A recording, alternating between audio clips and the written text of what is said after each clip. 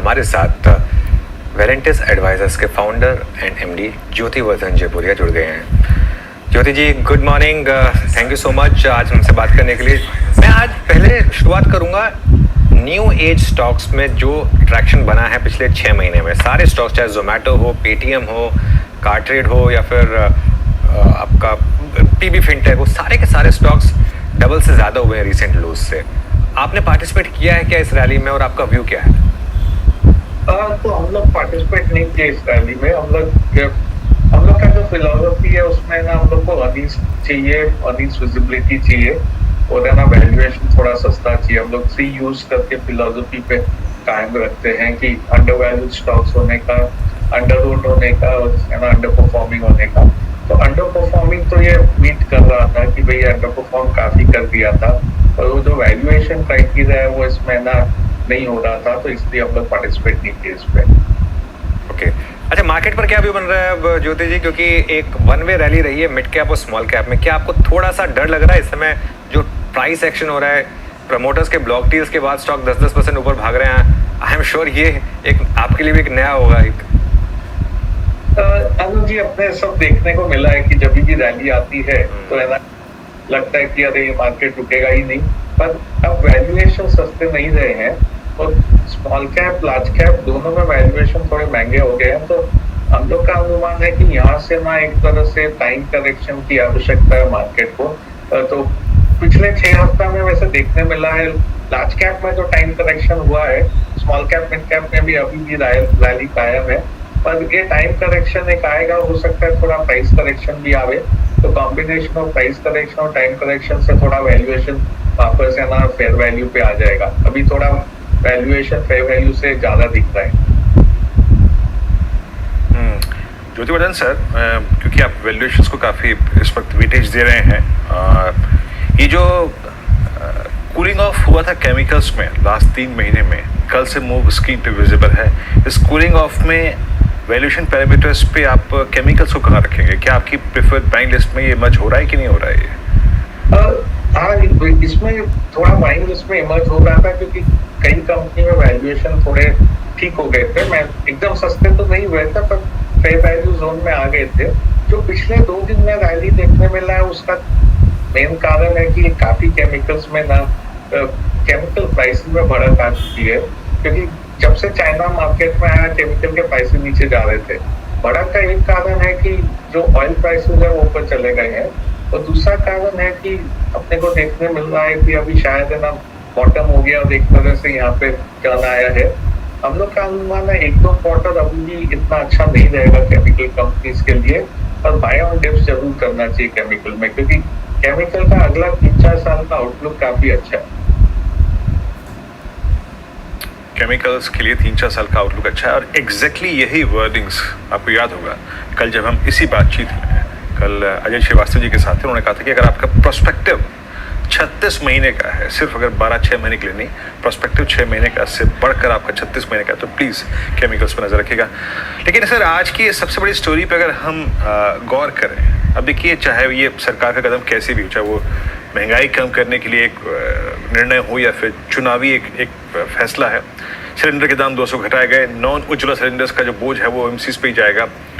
क्या अब यहाँ से आगे जाते हुए मई तक आप वकालत करेंगे कि इन स्टॉक से दूर रहिए? और इनफैक्ट यूटिलिटीज़ में अगर आप देखें तो आईजीएल एमजीएल में अगर शामिल करूं तो क्या उनको भी रडार पर रखना चाहिए? उन पर भी प्रोस्पेक्टिव यही होगा? हाँ, तो ये अपना हर एक चुनाव के पहले देखने मिलता है कि है ना जैसे जैसे चुनाव नजदीक आते हैं तो एक तरह से सब्सिडी एलिमेंट बढ़ना चालू हो जाता है, जो है ना कंज्यूमर को प्राइस पास ऑन करना चाहिए वो प्राइस पास ऑन नहीं होता है। तो इसका बोझा हरदम वो पब्लिक सेक्टर कंपनीज को ही जाता है, चाहे वो ओएमसीज हो चाहे ऑयल कंपनीज को, सबके ऊपर जाता है। तो एक तरह से ये सब कंपनी में इलेक्शन के पहले थोड़ा दूर रहना ही समझदारी होती है, फिर इलेक्शन के बाद फिर वापस इसमें गुंजाइश आ जाती है कि वापस पार्टिसिपेट करते हुए, क्योंकि इसका ना अनुमान लगाना कोई अर्निंग्स मॉडल में उसको प्लग इन करना बहुत मुश्किल हो जाता है, क्योंकि यहाँ पे कोई ऐसे ना कैलकुलेटेड नहीं है। जिस दिन सरकार को लगे कि भाई ये दाम बढ़ रहा है, थोड़ा कंज्यूमर को देना चाहिए राहत, क्योंकि है ना इलेक्शन के टाइम वो काम में उसके लिए फायदेमंद रहेगा वो कर देंगे। ओके, चलिए, तो ये इस समय ऑयल मार्केटिंग कंपनीज पर एक व्यू क्लियरली इस समय बनता हुआ। ज्योति जी, ऑटो स्पेस में काफ़ी अच्छा एक ट्रैक्शन रहा है, खासतौर से जिन कंपनियों ने एक ईवी में एक लीड ली है, लेकिन अब आपको लग रहा है कि ये स्टॉक्स महंगे हो गए हैं और थोड़ी सी ओवर ओनरशिप और कंसेंसस बाय का रिस्क है यहाँ पर? यहाँ से क्योंकि स्टॉक परफॉर्मेंस काफी शार्प रहा है, दो चीज देखने मिल रहा है यहाँ पे। पिछले साल ना काफी वेटिंग लिस्ट लंबा था ऑटोज में, और वो वेटिंग लिस्ट लंबा होने के कारण ऑटो में डिमांड बहुत है ना, विजिबिलिटी बहुत डिमांड की स्ट्रॉन्ग थी। अब वो वेटिंग लिस्ट थोड़ी कम हो रही है, तो उसी हिसाब से ना इतना इजी ट्रेड नहीं है जो एक साल पहले ट्रेड था। दूसरा देखें तो स्टॉक प्राइसेस काफी बढ़ चुके, तो वैल्यूएशन इतने सस्ते नहीं रहे। तो फिर भी हम लोग का अनुमान है कि जो ऑटो एसवीज है उसमें अभी भी काफी है ना कंपनीज है जहाँ पे ना विजिबिलिटी है, 4-5 साल की अर्निंग्स काफी स्ट्रॉन्ग रहेगी, 20-25% कंपाउंडेड अर्निंग्स हो सकता है, तो वैल्यूएशन वहाँ पे इतने महंगे नहीं है। तो हम लोग का ध्यान ज्यादा ऑटो एंसिलरीज पे है और ऑटो मेजर्स पे कम है थोड़ा। अच्छा ज्योतिवर्धन सर, अभी defence plus aerospace, I mean Chandrayaan के लॉन्च से पहले और उसके सक्सेसफुल लैंडिंग के बाद जो हमने एरोस्पेस कंपनियों में मूव देखा वो बहुत बहुत एडमायरेबल था। अब आप बीएचएल को देखिए, इनका भी योगदान था, डिफेंस भी है इसमें। क्या डिफेंस एरोस्पेस थीम को आप प्ले कर रहे हैं? मेरा 3-4 दिन पहले एलएनटी के साथ इंट्रोडक्शन हुआ था, उनका स्पेस जो ऑर्डर बुक है वो करीब 500 करोड़ रुपए के आसपास है। जो गगनयान जो अगली परियोजना है उसका मेरे ख्याल से तो और भी बड़ा, कहीं ना कहीं चंद्रयान से बड़ा होगा वो। आपका इस स्पेस पे व्यू क्या है इस वक्त? तो देखिए स्पेस बहुत प्रॉमिसिंग है एक तरह से। यहाँ पे अगले 4-5 साल तक काफी है ना ग्रोथ आएगी कंपनीज में। दो चीज है इसमें, जो इंडिया का डिफेंस बजट है वो ज्यादा नहीं बढ़ता है। आपने देखे तो एक तरह से रियल टर्म्स में तो है ना फ्लैट टू नेगेटिव ही देता है, पूरा है ना डिफेंस बजट 4-5% ही बढ़ता है।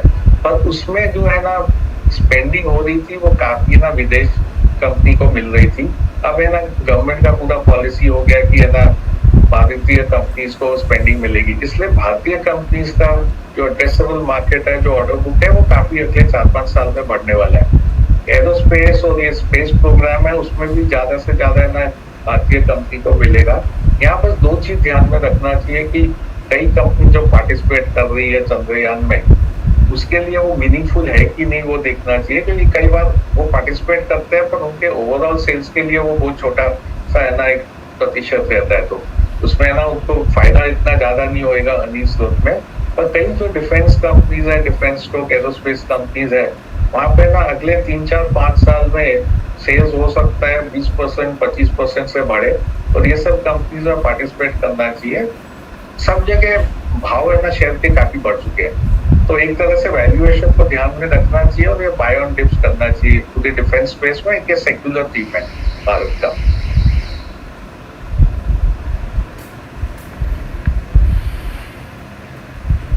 ज्योतिवर्धन सर, बहुत बहुत शुक्रिया आप इस कार्यक्रम में शामिल हुए और सभी टाइम फ्रेम पे और सभी स्टॉक्स पे इंडेक्सेस पे अपनी राय रखी आपने, बहुत बहुत शुक्रिया। और मार्केट्स ठीक ठाक है, आई मीन कोलैप्स नहीं हुए, और निफ्टी अभी भी 96 पॉइंट्स 96 अंकों की मजबूती लेकर, बैंक निफ्टी अभी भी 200 अंकों की और निफ्टी 200 अंकों की मजबूती लेकर ट्रेड कर रहा है। लेकिन याद रखिएगा बाजार एक तरफ, लेकिन त्योहार भी है। अनुज, रक्षाबंधन, अब मेरी तो 2 सिस्टर्स हैं। लास्ट टाइम मैं 2019 में गया था और राखी तभी बंधवाई थी, उसके बाद तो बाई पोस्ट आती है। आपका क्या हाल है बताइए? राखी आ गई है या फिर राखी आ गई है? राखी आ गई थी वीरू। राखी मेरी सिस्टर यूएस में सेटल्ड है काफ़ी टाइम से एक्चुअली, और राखी तो खैर मेरी 2 दिन पहले ही आ गई थी। और मतलब आप तो बहुत लकी हैं वीरू, दो बहनें हैं आपकी। मतलब मैं तो कह रहा था एक बहन का ही मतलब कवच होता है वो काफ़ी होता है, आपके पास तो 2 बहनों का कवच है, तो बहुत शानदार। और तो आपने बांध ली, अभी शाम को बांधेंगे? नहीं, मैं कल बांधूंगा। और स्पेशली मेरी जो बड़ी सिस्टर है, जब मैं छोटा था ना, मैं बहुत छोटा था, मेरे फादर बाहर थे, बीएचएल के वेंचर पे बाहर थे, वो दुबई रहा करते थे। तो मेरे को पढ़ाना लिखाना, मेरा स्कूल में एडमिशन केंद्रीय विद्यालय में मैं सब सारा मेरा बड़ी सिस्टर ने किया। तो एक तरीके से उन्होंने पूरी की पूरी गार्जियन की भूमिका निभाई थी बिल्कुल शुरुआत में। मेरा केवी में एडमिशन उन्होंने ही कराया था, प्रिपरेशन, एडमिशन, जाके एग्जामिनेशन हॉल में बिठाना, तो वाकई अच्छा दौर। और वीरू मेरी छोटी बहन है, मौका नहीं मिलता बैठने का। हाँ, मेरी वैसे बहन छोटी है। मैंने उसको प्रॉमिस किया कि अगले साल मैं आऊँगा राखी पे और पर्सनली राखी बनवाऊंगा, अगले साल ट्रैवल करूंगा मैं, ठीक है। लेकिन क्योंकि इतने सालों से राखी 2 साल पहले वो इंडिया आई थी, तब हमने राखी सेलिब्रेट की थी यहाँ पर, लेकिन अगले बार होपफुली वहाँ जाऊँगा। और हालांकि हम तीनों भाई बड़े हैं और वो सबसे छोटी है, लेकिन मतलब वो हमारी जान है हम सब की। और उसने खैर पिछले 2 साल ना वीरू मेरे लिए कुछ पर्सनल लिए थोड़े से मुश्किल भरे थे, उसमें उसने काफ़ी मुझे सपोर्ट किया। सबसे ज़्यादा सपोर्ट मुझे मेरी छोटी बहन का ही मिला। तो वो एक बहुत अच्छा फेस्टिवल है रक्षाबंधन का, मतलब मुझे बहुत अच्छा लगता है। ये एक फेस्टिवल है जिस पर मैं नॉर्मली स्वीट्स नहीं खाता हूँ, लेकिन आज मैं वो जो उसने स्वीट भेजी है वो पूरी खाने वाला हूँ आज मैं। अच्छा अनुज, मुझे याद है, मुझे सबसे अच्छा अगर दौर बचपन का कोई याद आता है, जब बड़ी सिस्टर हमारे टाइम में तो वो साइकिल के आगे जो डंडा होता था, पीछे कैरियर होता था, उसमें बैठते थे। हाँ। सिस्टर बिठा के पिछली कैरियर में स्कूल जाती थी ना, वो सबसे अच्छा दौर था, सबसे अच्छा दौर था। बिल्कुल, हमने भी साइकिल साथ में सीखी थी। आप कैसे सेलिब्रेट करेंगे? आपके ब्रदर है? मेरे से बात हो रही है? आपके ब्रदर भी हैं Rachna ji? No, I don't have any brother sister. मैं इकलौती हूँ, लेकिन मैं जिनको भाई मानती हूँ उनको मैं शाम को राखी बांधूंगी। ओके, रुचित आपका? ये अनफॉर्चुनेटली हम भी 2 ही भाई है, तो कोई सिस्टर नहीं है, तो ये सो डेफिनेटली जो कजिन्स वगैरह है उनके साथ ही सेलिब्रेट करते हैं। तो कल मॉर्निंग में हम भी सेलिब्रेट करने वाले हैं। चलिए हम इस मामले में खुशनसीब हैं। आप रचना जी से संपर्क कर सकते हैं, ऐसी बात नहीं है, उनकी भी कोई भाई नहीं है, तो आप संपर्क कर सकते हैं, ऐसी बात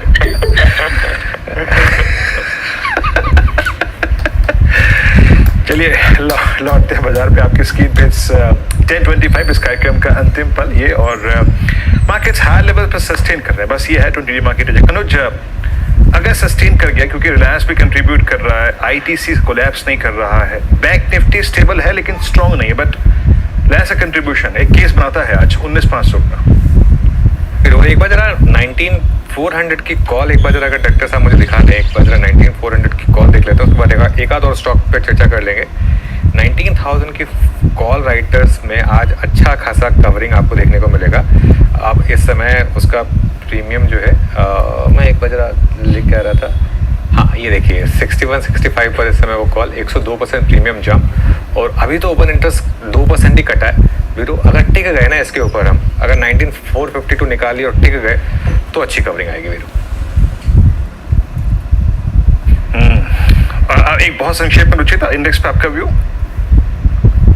इंडेक्स पे व्यू पॉजिटिव है, क्योंकि कहीं ना कहीं 19,300 के आसपास काफी स्ट्रॉन्ग सपोर्ट बेस हम देख रहे हैं कि मार्केट ने बना दिया है। लेकिन यस वही है कि 19,500 के कॉल राइडर जब भी अनवाइंड करेंगे अपने पोजीशंस, फिर वो कंफर्मेशन रहेगा कि हम ये कंसोलिडेशन से ब्रेकआउट देके अपमूव का रिजम्पशन दे चुके हैं, अपमूव का रिजम्पशन देखेंगे। तो 19,480, 500 ये काफी क्रूशियल लेवल रहेगा, जो अगर ब्रेकआउट आता है तो आई थिंक इंडेक्स पे हम कंफर्मेशन मिलेगा। इसके अलावा और एक स्टॉक आइडिया मैं डिस्कस करना चाहूंगा वीरू, अगर आप इजाजत दें तो।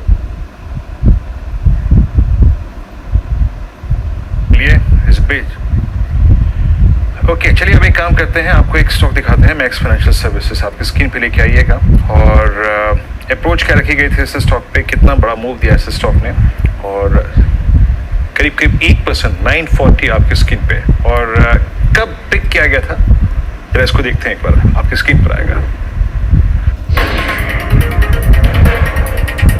मैक्स में देखिए ये मैसिव रैली के बाद ये वर्टिकल डिक्लाइन आई थी, वर्टिकल, और उसके बाद ये स्टॉक गिरता ही गया। अब फाइनली इस गैप को फिल करने की तैयारी कर रहा है। इंश्योरेंस में बड़ी रैली हुई है, पिछले 1 महीने में आईसीआईसीआई पूरा 30% भागा है, और मैक्स ने जो है अंडर परफॉर्म किया है।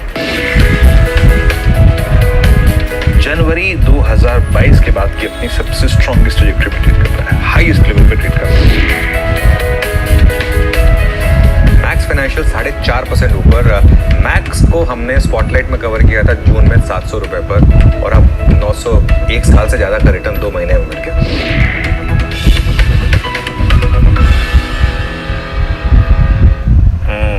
क्या गजब का मूव दिया इस स्टॉक ने। अनुज 940, मेरे ख्याल से आपने भी उस वक्त नहीं सोचा था कि नहीं सोचा बड़ा मूव आएगा, नहीं सोचा था। 940 गजब है, कभी नहीं सोचा था कि 2 महीने में इतना स्टॉक चल जाएगा। अभी मतलब 703 था उस दिन भाव, मुझे अच्छे से याद है, 21 जून को हमने पिक किया था, 703 था, और अब 940। गजब के मूव आ गए। लेकिन खैर मार्केट इसी तरीके से चलती है जब चलती है। तो खैर वीरो, अब एक काम करते हैं, अब यहाँ पर शो को विराम देते हैं। अर्चना जी, रुचित जी, आप दोनों का भी बहुत बहुत शुक्रिया जुड़ने के लिए। नीरज जी,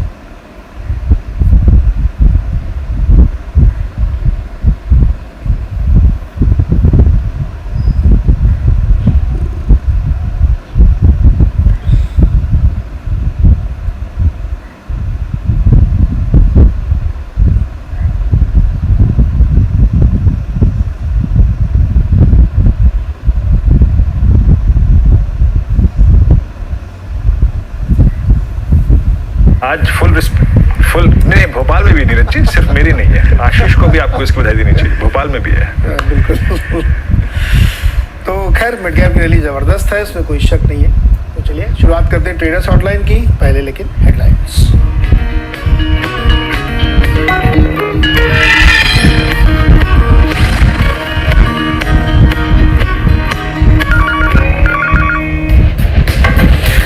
बाजार में लगातार तीसरे दिन तेजी, मिड कैप और स्मॉल कैप इंडेक्स रिकॉर्ड ऊंचाई पर, सेंसेक्स निफ्टी भी 0.5% ऊपर।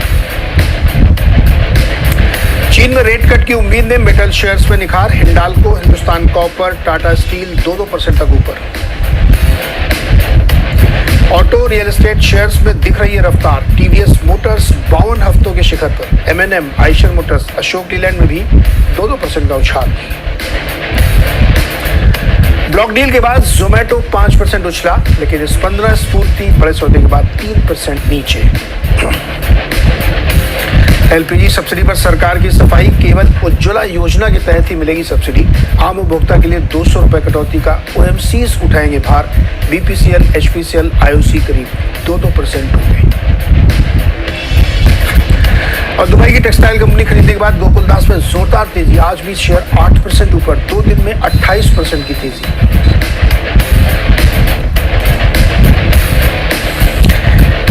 करीब करीब सेंचुरी मार के निफ्टी खड़ा है 19,437.38, और बैंक निफ्टी 150 पॉइंट मजबूती के साथ 44,653 पे। तो बहुत स्ट्रॉन्ग मूवमेंट है मार्केट में। और मिड कैप इंडेक्स 250 पॉइंट की तेजी के साथ 39,042 पे है। और अभी हेडलाइन में भी आपने सुना, कई सारे मिड कैप की हमने चर्चा की, बहुत तेजी है वहाँ पे। 3.4:1 का रेशियो एडवांस डिक्लाइन का, यानी 2157 शेयर खरीदारी वाले और 627 में वीकनेस है। तो बहुत स्ट्रॉन्ग मोमेंटम है, और इसी मोमेंटम के तहत बहुत सारे आपके मन में सवाल होंगे, उन सबका जवाब लेंगे। हमारे साथ है इनक्रेड इक्विटीज के वाइस प्रेसिडेंट गौरव बिस्सा। गौरव, बहुत बहुत स्वागत है आपको। पहले तो इंडेक्स पे व्यू बताइए सर, आज तो फिर से एक बार बड़ी तेजी बन रही है और मिड कैप तो बिल्कुल धमाल मचाए हुए हैं। गुड मॉर्निंग जी। देखिए यहाँ पे मुझे टेक्निकल बाउंस का सॉर्ट ऑफ लग रहा है। अगर आप देखिए तो हमने काफी बार एक बाउंस बैक दी है। प्रीवियस जो बाउंस था वो भी यहाँ से 100 पॉइंट ऊपर के हम लोग गए थे, और वहां से फिर वापस एक करेक्टिव फेज हमको देखने मिला था। तो लोअर टॉप लोअर बॉटम का जो सिलसिला है वो अभी भी बरकरार है। यहाँ पे उसमें कोई चेंज नहीं आया है, चाहे आप लोअर टाइम फ्रेम में जाते हैं तो मुझे लग रहा है कि this is more of a technical bounce back, और फिर से एक फॉल जो है वो आपको देखने मिल सकती है। तो यहाँ से मेरे सबसे यहाँ पे थोड़ा कॉशियस रहना चाहिए। प्राइमली यहाँ पे एक बार के लिए निफ्टी में 50-60 पॉइंट कम हुआ है, फिर वहां से बस करेक्टिव फेज चालू हो जाएगा। ओके, तो ये राय है इंडेक्स पे। लेकिन आज जैसे कि हमने वायदा किया था कि आज सोशल मीडिया से सवाल आपके लेंगे, क्योंकि जब कॉल भी लेते हैं तो कई बार आपके सवाल छूट जाते हैं। तो आज हम पूरी कोशिश करेंगे फुल शो में कि सोशल मीडिया कॉल लेंगे। पहला सवाल वीरेश्वर जी का लेते हैं। इन्होंने HL के 4200 के स्ट्राइक प्राइस का कॉल होल्ड कर रखा है 56 रुपये 40 पैसे पर, सितंबर एक्सपायरी का है। गौरव, क्या करना चाहिए इसको?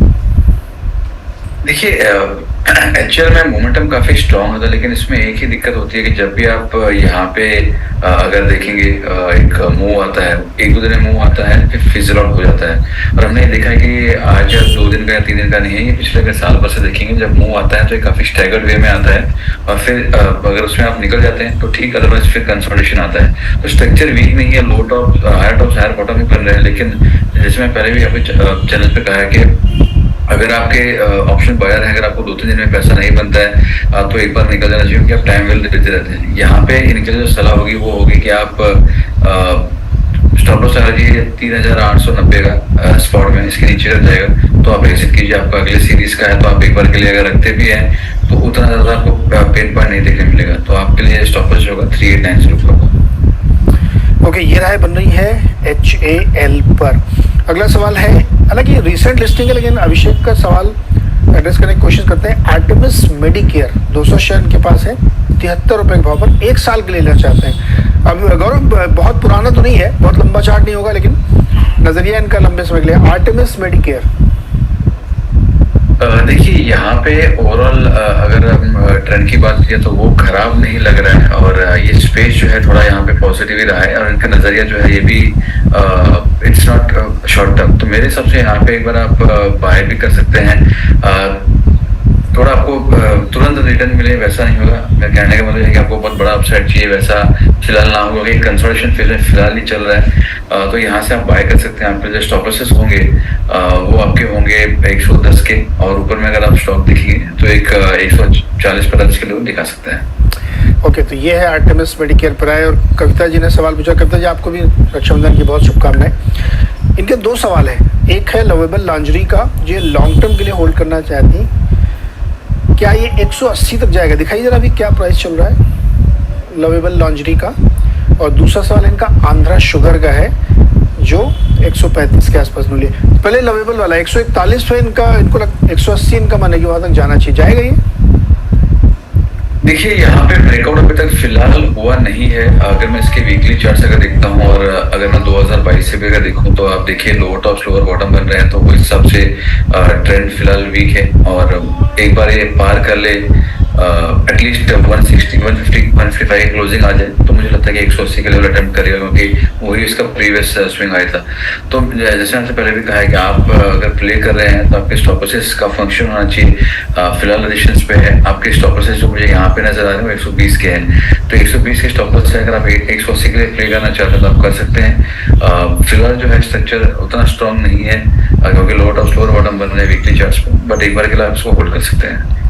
ओके, होल्ड कर सकते हैं। और आंध्रा शुगर में देखिए आंध्रा शुगर की अगर बात की जाए तो जो ओवरऑल शुगर स्पेस पे अगर हमने देखा है तो ये वैसा ही है जैसे हम चर्चा करते हैं कि फिजल आउट हो जाता है, एक अपसाइड आपको देखने मिलती है, बट मोर और लेस फिजल आउट हो जाता है। तो हमने अगेन ऐसा डिस्क्लेमर जो हमने अपने क्लाइंट्स को दिलवाया है वो है बजाज हिंदुस्तान शुगर, जहाँ पे हमको 13-14 साल का ट्रेंड रिवर्सल देखने मिल रहा है, जहाँ पे हमको 12-13 साल का एक ब्रेकआउट देखने मिल रहा है। तो मैं जो अगर यहाँ पे अगर मुझे शुगर की बात अगर करें तो मेरा प्रिफर्ड स्पेस जो होगा या प्रिफर्ड स्टॉक्स वाली जो होगा वो होगा बजाज हिंदुस्तान।